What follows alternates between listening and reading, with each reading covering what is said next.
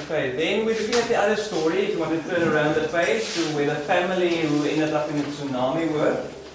And if you look right at the top with the big bold heading, at the end of that first sentence it says apocalypse. Does anyone know what apocalypse means? Okay, apocalypse means the end of the world. So that's when there's this huge disaster and everything just gets wiped off the earth. So that's really bad, and hopefully that won't happen. Teacher Herman is going to draw a picture there.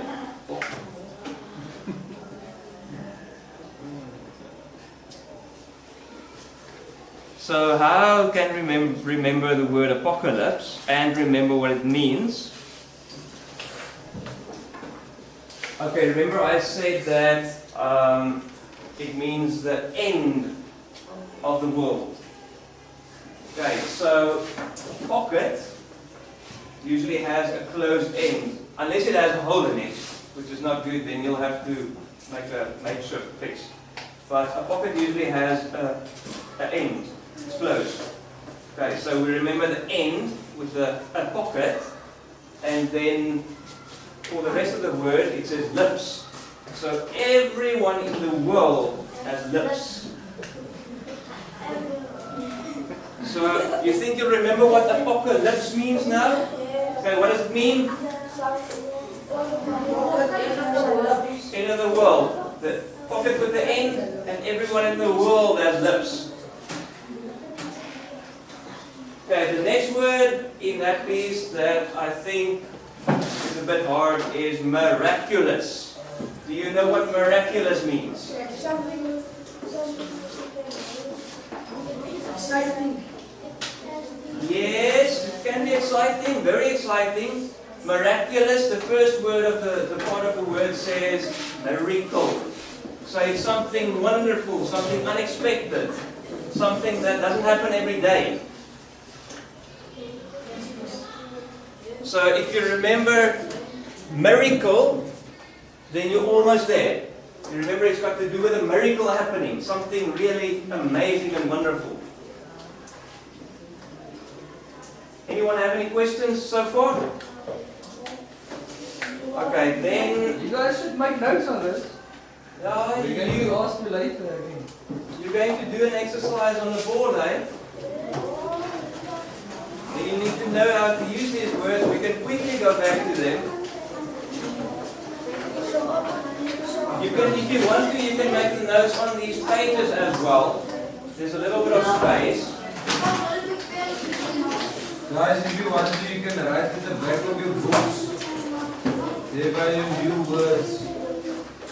Okay, you've got all the words on the board over there.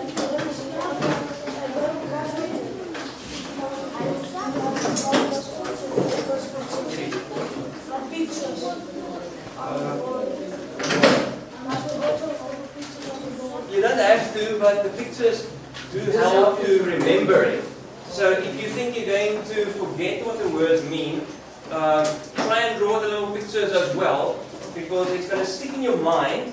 And then next week, if teacher asks you, what does apocalypse mean? You say, it's the end of the world. Okay, so then it's much easier than trying to remember, oh, that's a difficult long word. Well, what was that again? And now you remember 10 words. So which one of the apocalypse and you get confused? I'm really bad with names, so I get so confused when people tell me what their names are. It takes me weeks to remember names. But then when we started studying to become teachers, they taught us some of these ways of drawing pictures and connecting some idea to a name. And then it's much easier. So at the end of the first day in class, I could remember all 20 of the people's names. I couldn't believe it was miraculous. So it really does work.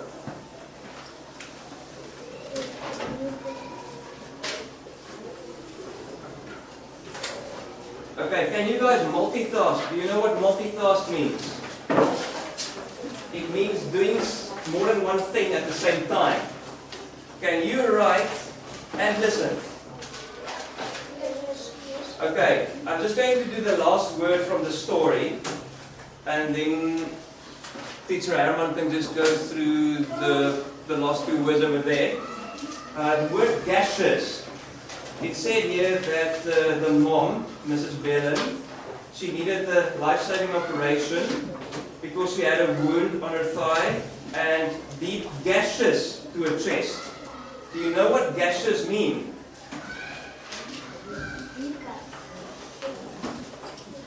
Gashes means very deep cuts. So with the windows and the walls that she was thrown against by that force of the waves, she got these deep cuts on her chest. So that's a gash. So it even sounds very bad. If you guys can just remember some of these words, you've already learned a lot. And you can use these words the next time you need to write an essay for exams, and the teacher will be impressed. Trust me, they will be impressed.